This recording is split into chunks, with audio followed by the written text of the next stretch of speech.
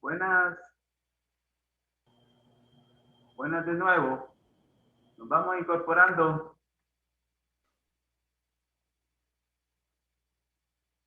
¿De acuerdo?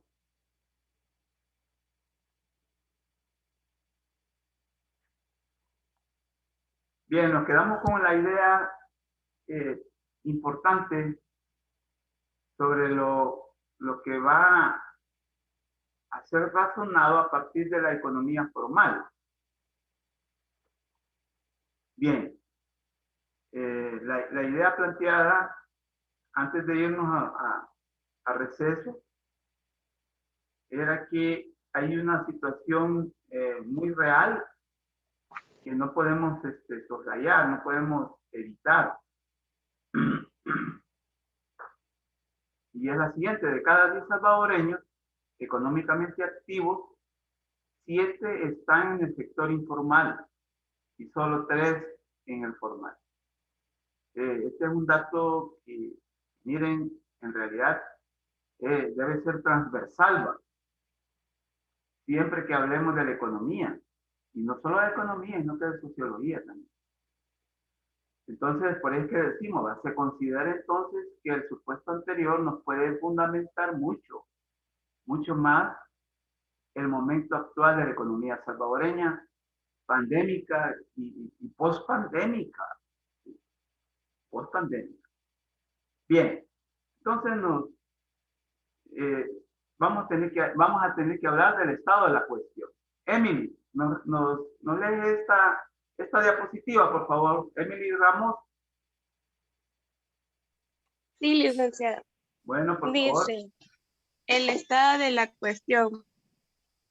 Las actividades económicas que registran la mayor contracción fueron servicios de entretenimiento, que cayó a menos 47.9%, restaurantes y hoteles, que disminuyó menos 27.4%, transporte, que se redujo menos 15.2%, construcción, que bajó menos 15.1%, la industria, que cayó menos 11.8%, y comercio con una merma de menos 7.7%, la prensa gráfica.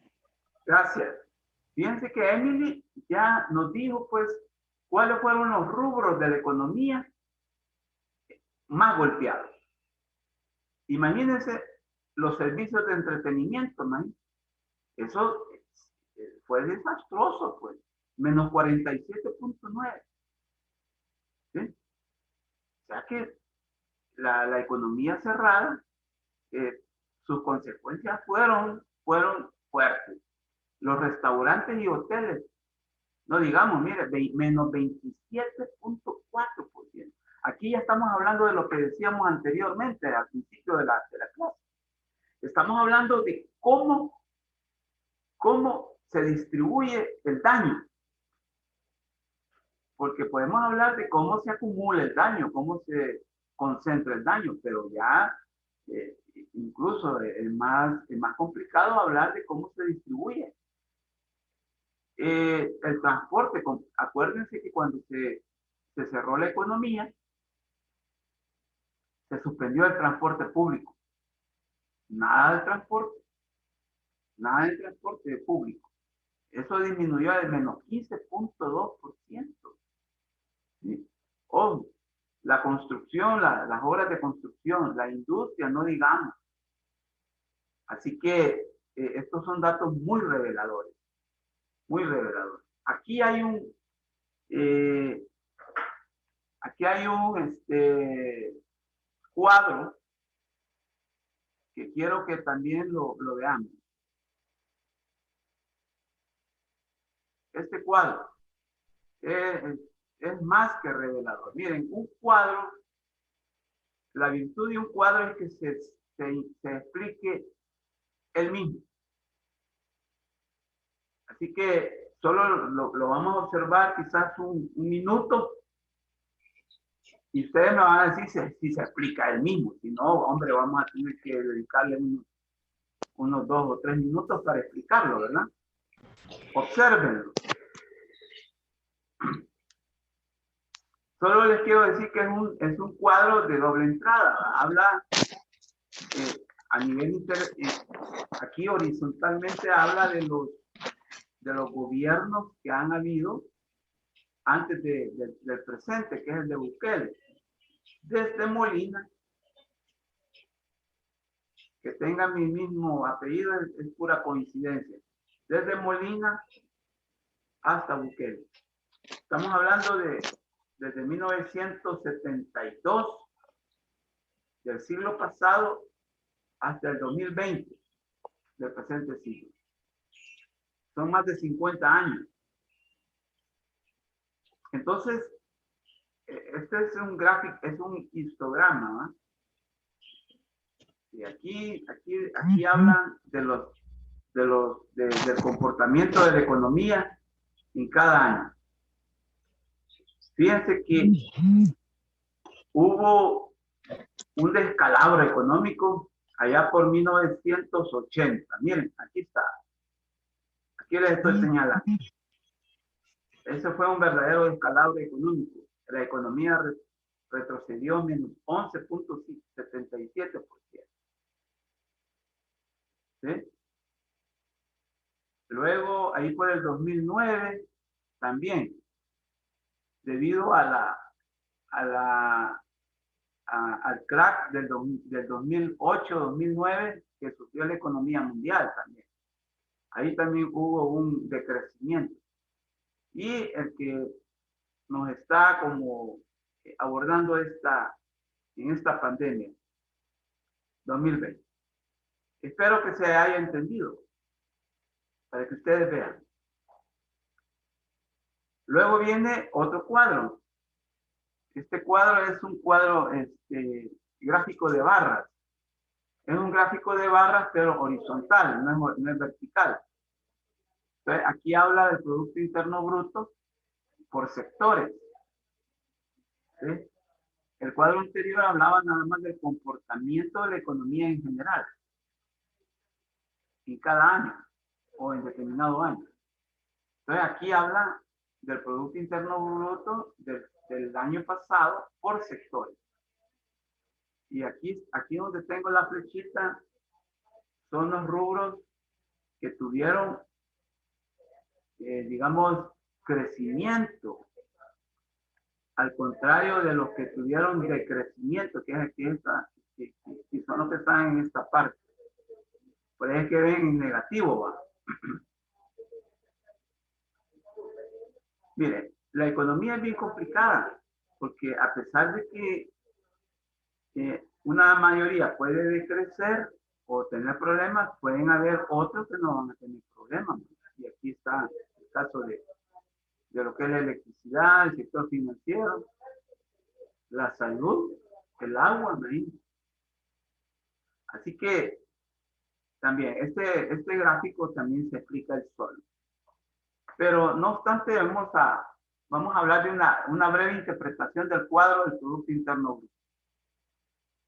Y es el siguiente: de los 19 rubros, o sea, sectores que componen el Producto Interno Bruto, 14 cerraron en negativo en comparación con el año 2019, mientras que solo 5 tuvieron incremento. Las mayores fueron las del sector eléctrico, que fue de 5.4%, y el sector financiero, que fue de 3.2%. Bien.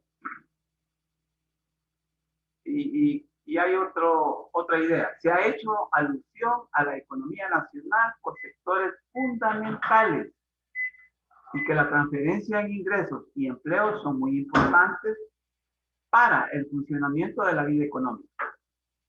Pero parte de la área de la inversión es necesario verificar el comportamiento de dicha área, puesto que está vinculada a la creación de empleo y de infraestructura. Así, la inversión pública también disminuyó un 21.3%. Eso fue también alto. O sea que el Estado no invirtió, no hizo inversión pública. La inversión privada, por su parte, se contrajo un 5.6%. El gasto de consumo de los hogares también se redujo, 10.6%. Eso es alto. Las importaciones y las exportaciones registraron una disminución también. Las importaciones un 10.2% y las exportaciones un 21.2% respectivamente. Esto no está en cuadro, pero está aquí explicado. Bien. Marcos López, ¿nos podrías leer esta diapositiva, por favor? Marcos López. Vale, ahorita se lo leo. Por favor. Buenos días. Buenos días. Por otra parte, y siguiendo con el análisis por sectores, el consumo de los hogares salió golpeado a pesar de que las remesas familiares crecieron fuertemente el año pasado a 4.8% y los depósitos bancarios el 11%. Esto quiere decir que las personas redujeron el consumo en vistas del encierro y pérdida de empleos e ingresos. Otro dato importante vinculado a la pérdida de empleos e ingresos es que al cierre del 2020 había 36.666 plazas menos de empleo formal en comparación al año 2019, según datos del Instituto Salvadoreño del Seguro Social.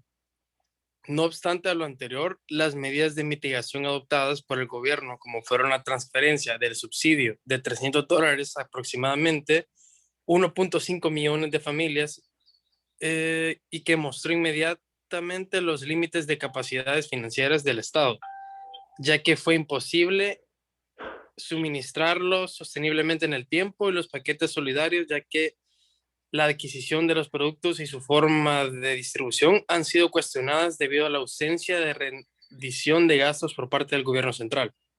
Otro dato importante que tiene que ver con las situaciones que dio lugar la cuarentena obligatoria fue el cierre de las empresas. Según datos del ISS, más de 1,000 patronos, o sea, empresas, salieron de sus registros en 2020 debido al impacto de la pandemia. Para junio del 2020, la cifra de empresas cerradas aumentó a 1,145, considerada la mayor cantidad registrada por su parte. La Cámara de Comercio e Industrias de El Salvador, Camarasal, estimada que el 91% de las empresas salvadoreñas afiliadas estaban siendo afectadas en sus operaciones luego de más de 2 meses de cierre de la economía. Gracias. Fíjense que aquí nos acaba de leer Marcos algo bien complicado, en realidad es bien complicado. Y por eso es que estamos resintiendo todavía esa situación. Si bien es cierto, las remesas en vez de disminuir, aumentaron, aunque hay un dato muy importante. Recién la pandemia en El Salvador, o sea, digamos los días inmediatos después de anunciada de la existencia de la pandemia, disminuyeron las remesas. Hay un dato, se lo voy a tener que dar quizás en otra ocasión, pero inmediatamente disminuyeron. Pero a los pocos días, a las pocas semanas, empezó a recuperarse, y por eso es que se habla de ese 4.8% de que ha aumentado o de crecimiento.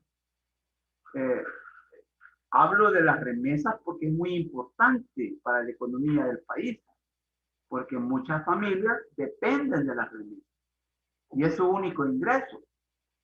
No hay otro ingreso, entonces son las remesas. Entonces, veamos también qué tan susceptibles son esas familias cuando no hay remesas. Entonces, ese dato quería también decírselo. Y la otra situación es que a finales del 2020 había un déficit de 36.666 plazas. menos de empleo formal. Ojo, empleo formal. Y esto es muy importante. O sea que de las que se perdieron, muchas no se volvieron a incorporar. Porque más adelante vamos a manejar un dato. Creo que está en el segundo párrafo. Y ese lo voy a leer yo. Dice, lo voy a leer ahorita. A los pocos días de decretada la cuarentena domiciliar obligatoria, la pérdida de empleo en el sector formal no se hizo esperar. A tal grado que instituciones como el Seguro Social y la AFP coincidían en sus datos al reportar 79.999 afiliados menos. Ojo. Entonces, fue mucho más los empleos que se perdieron que los que se volvieron a reincorporar. ¿Sí? A reincorporar. Entonces, veamos que la situación es caótica en este sentido. Entonces, ¿cuál va a ser una de las consecuencias, digamos, más dramáticas, diría yo? Más dramáticas y esperadas, que aumenta la pobreza como consecuencia lógica.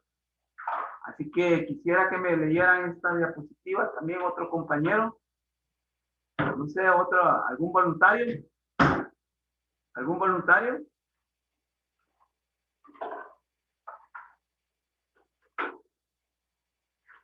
¿Sí? Sosa, ¿me lo podría leer, por favor?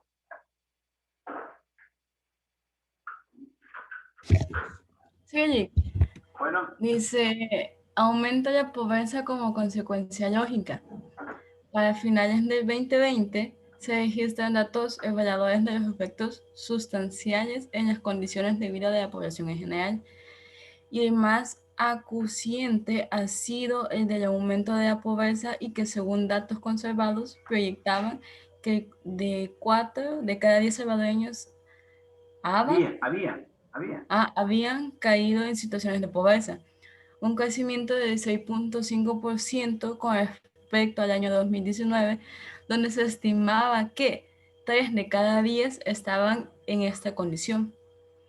Otro dato aunado al anterior es el de CEPAM, al manifestar que en Centroamérica, El Salvador es el país donde se experimentará el mayor crecimiento de la pobreza a consecuencia de la pandemia del coronavirus, mientras que el Banco Mundial estima que hubo un crecimiento de la pobreza nunca registrado en los últimos 20 años de llevar registros.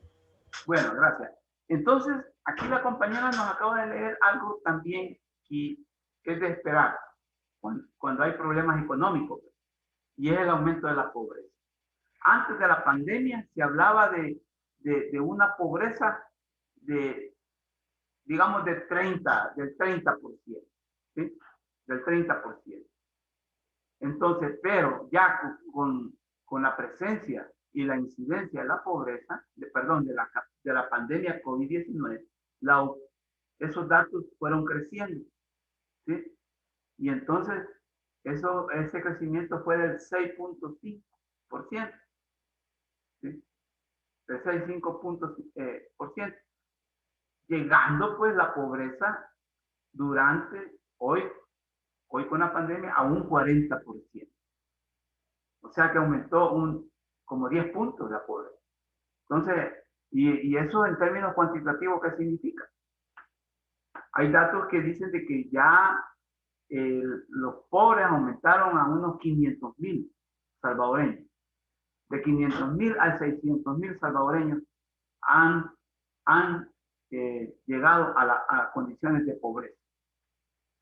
O sea que por las medidas sanitarias tomadas desde el Estado y el gobierno y de un comportamiento inestable de la economía antes de la pandemia, el país sufrió un impacto inédito, precisamente por la suspensión total de la actividad económica desde los meses de marzo a septiembre de 2020, debido a la cuarentena total y obligatoria a causa de la crisis sociosanitaria COVID-19. Entonces, hemos visto pues cuáles han sido los efectos, la incidencia inmediata del COVID en la economía, en el tejido económico. Es necesario hacer hincapié que el propósito del presente análisis no es dar recetas de solución y de enfatizar en las proyecciones hechas para la economía en el 2021. Por las limitaciones del tiempo y también del tema, no podemos hablar cómo vamos a estar en el 2021, en este año que está ya estamos llegando a la mitad, y que por cierto son muy optimistas. Hay mucho optimismo con respecto a este año. Por ejemplo, el gobierno dice que va a haber un crecimiento de 4 o de 5%. De 4 o 5% va a crecer la economía. Eso dice el gobierno. Pero recuerden que hablar de crecimiento es hablar de algo macroeconómico. O sea, decimos nada más cómo se concentra algo. Pero, a fin de cuentas, lo que nos importa a nosotros es hablar cómo se distribuye, cómo se dispersa. A pesar, dicen, de la persistencia de la pandemia, ¿verdad? Porque estamos en plena pandemia. Yo ayer hablaba con alguien de la salud y me decía que hay repunte. La cosa es que somos un país tan especial que los problemas caóticos los vivimos como una cotidianidad bien rara, bien peculiar. Lo que sí es necesario preguntarnos es la siguiente situación, ¿verdad? Y es esta. ¿Qué pasó y qué pasará con quienes no tienen un trabajo formal? Si los embates de la pandemia se prolongan. Ojo, se habla que la pandemia COVID-19 va a suceder como ha sucedido con el dengue. El dengue apareció en El Salvador ahí por 1980. Y aún hoy en día también seguimos padeciendo dengue y teniendo casos. No sé ahorita, no se sabe ahorita, pero seguramente también el dengue está haciendo lo suyo. Y estoy hablando de hace 40 años, 1980. Así que el COVID dicen que ha venido también a nuestras vidas para quedarse. Por otra parte, aquí hay un cuadro, ¿sí? Un cuadro también que puede ilustrarles el Producto Interno Bruto, la variación anual, desde el 2016 hasta el 2020. Este cuadro explica por qué decimos que hemos retrocedido 4 años. Ojo, recuerdan que decíamos que hemos llegado a los niveles del 2016. Entonces, este cuadro puede explicar muy bien eso. Bien, ahora ya hablamos del impacto en la economía formal, de la economía institucional, si ustedes quieren. Hoy vamos a hablar del impacto en la economía informal. Entonces, y quisiera comenzar diciendo que la economía informal es la que le llaman la economía paralela, le llaman algunos economía subterránea, otros le llaman la economía ilegal también, muchas veces.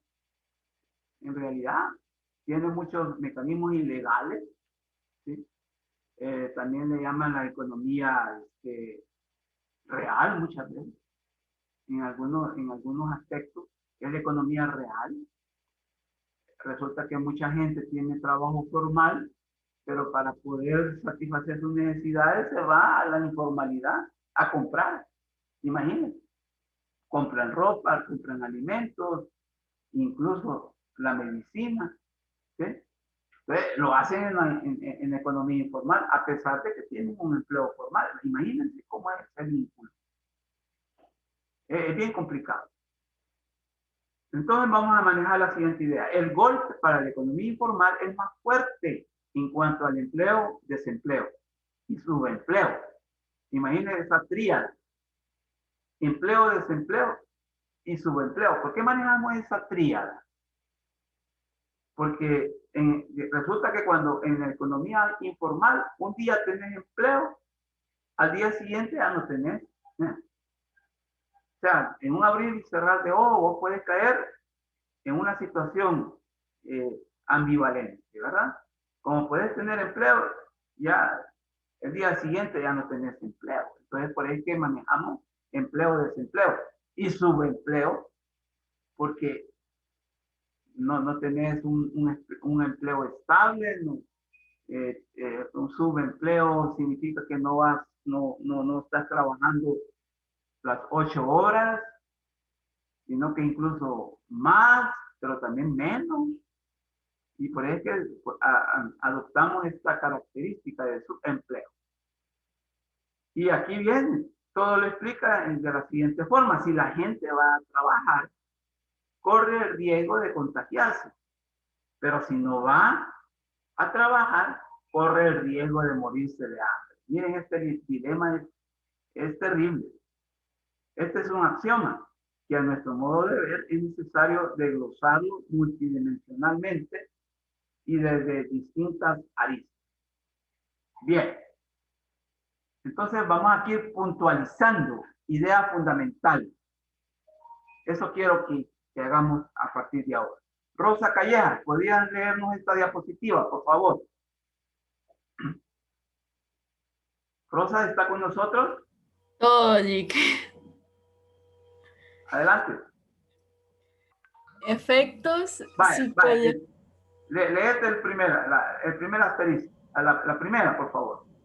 Va. Efectos psicosociales económicos. Tomando en cuenta el contexto histórico-social de problemas sociosanitarios de principios marzo de 2020 hasta el momento actual de abril de 2021, podemos señalar o identificar los siguientes aspectos. Gracias. Bien. ¿Por qué hablo de efectos psicosociales económicos? Porque los efectos de la crisis económica recaen sobre la personalidad de los seres humanos. Eso es indiscutible. Y acordémonos que nosotros somos personalidad, somos conducta, ¿sí? Somos carácter, ¿sí? Y eso lo compartimos en la cotidianidad. Por eso es que hablamos de esos efectos psicosociales económicos. Entonces, vamos a hablar de algo muy importante.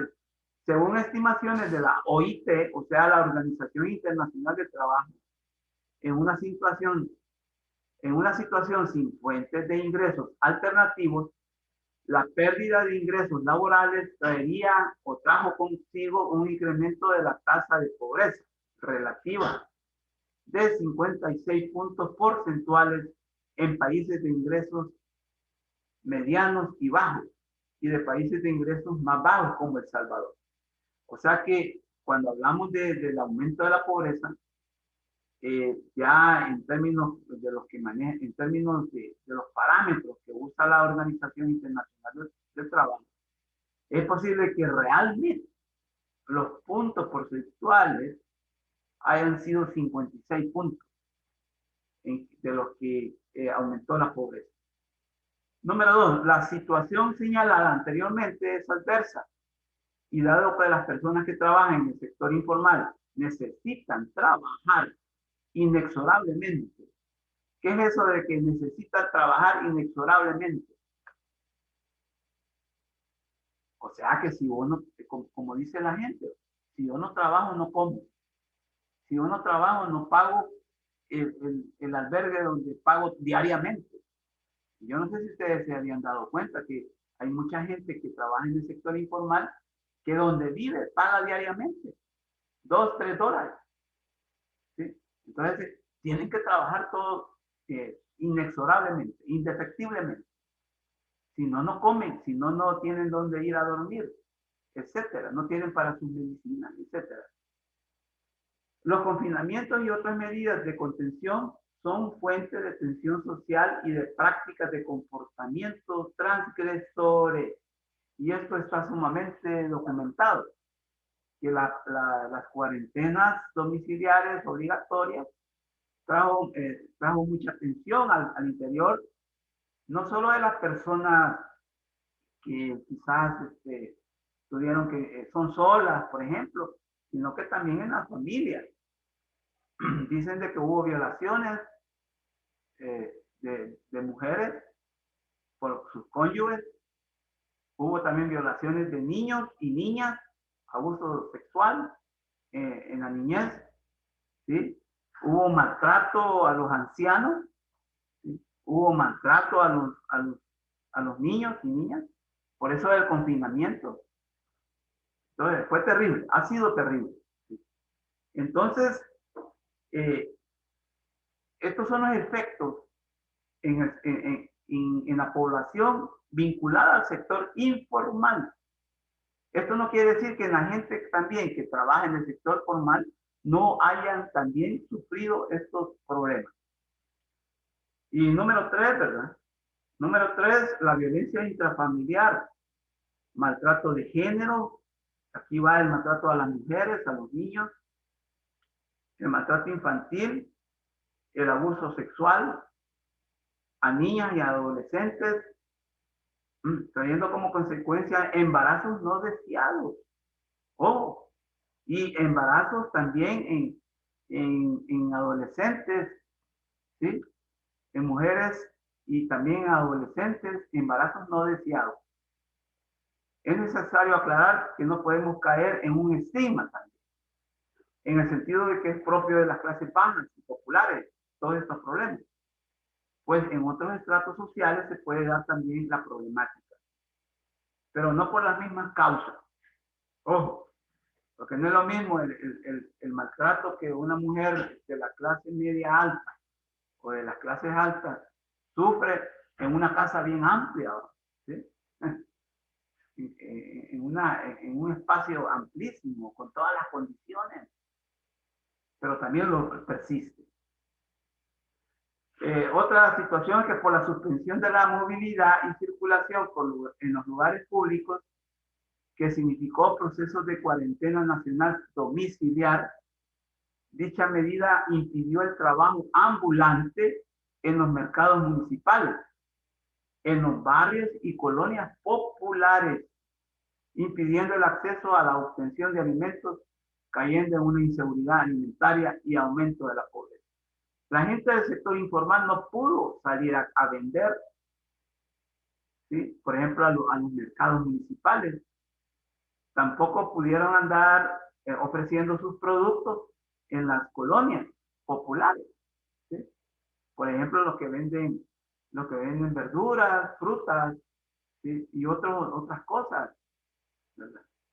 En las zonas urbanas de las principales ciudades del país, a pesar de esforzarse en acatar las medidas mínimas de confinamiento y de higiene, como fue quedarse en casa, estos esfuerzos se vieron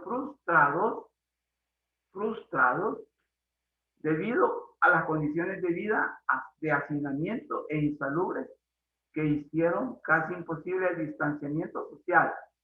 Y como si fueran pocos los problemas, el acceso al agua potable. Hasta aquí nos vamos a quedar. Miren, también la gente del sector informal no vive en casas amplias. Y muchas veces es el cuarto que alquilan diario. Repito, hay gente que uno que hay veces compra, ¿sí? Platica con la gente y ellos le dicen, miren, si ahorita ando primero, dice, lo primero que ando viendo, si gano, es para el albergue, o sea, para el cuarto que tengo, que lo pago diariamente, ¿sí?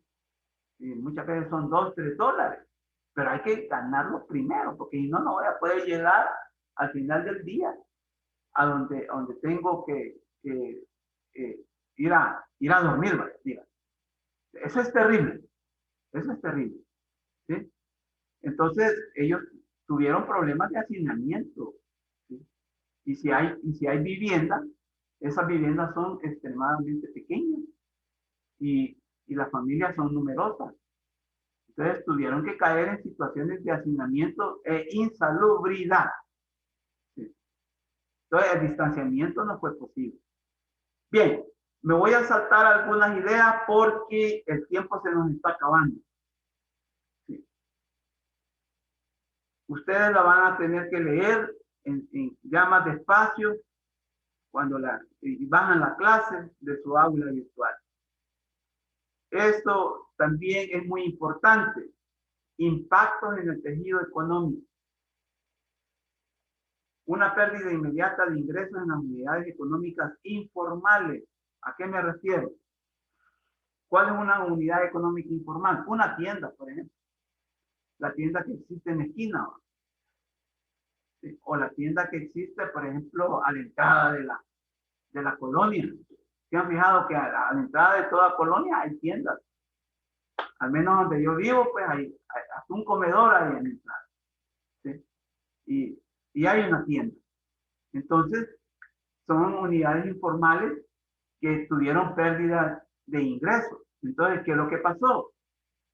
Que como no tienen capital ahorrado, la gente empezó a comerse o a consumir lo que tenía en esa tienda, cuando no hubo ingresos. Entonces, ahí hubo un impacto en el tejido económico de la gente.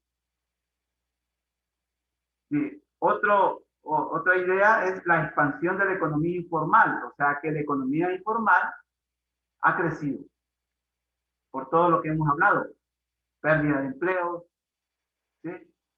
Pérdida de ingresos. ¿Sí? Entonces, seguramente la economía hoy es más grande, la economía informal es más grande que la economía formal. Pero esto está a nivel hipotético, pero por todos los problemas que han habido, pérdidas de empleo, pérdida de ingresos, cierre de empresas.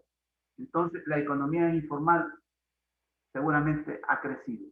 La expansión de la economía informal tras el colapso financiero y el cierre permanente de las microempresas y las pequeñas y medianas empresas, o sea, MIPYMES, del sector formal, y que ha desencadenado en un aumento sin precedentes del desempleo y subempleo. Es posible que hoy muchas personas que conozcamos que tenían su empleo formal, las vamos a ver autoempleadas. Las vamos a encontrar autoempleadas o trabajando propio, como dice. Y un tercer impacto, ¿sí? El impacto desigual de la crisis en los distintos sectores ha desencadenado en una reestructuración en gran escala de la actividad económica. Resulta que no todos los sectores se van recuperando al mismo ritmo, ni de la misma manera. El gobierno ha lanzado un proyecto de préstamos al sector informal, pero eso no se está traduciendo como en una igualdad de acceso. ¿Se acuerdan cuando hablamos de igualdad de acceso a esos créditos? Entonces, el impacto va a ser, o la recuperación no va a ser, no va a ser al mismo ritmo. Muchos nunca se van a poder recuperar. Otros sí, otros están en eso, ¿verdad? De recuperando. Por eso que el impacto y la recuperación va a ser desigual. Y es más, va a ser lento en muchos casos. Algunos han sido rápidos, créanme, han sido rápidos.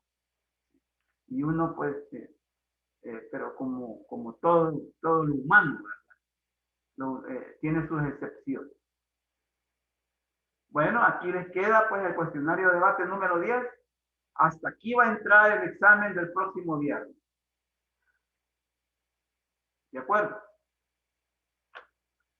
Así que llegamos al final de la clase esta. No quiero tener que encontrar que me han entregado ese mapa conceptual vía otros medios.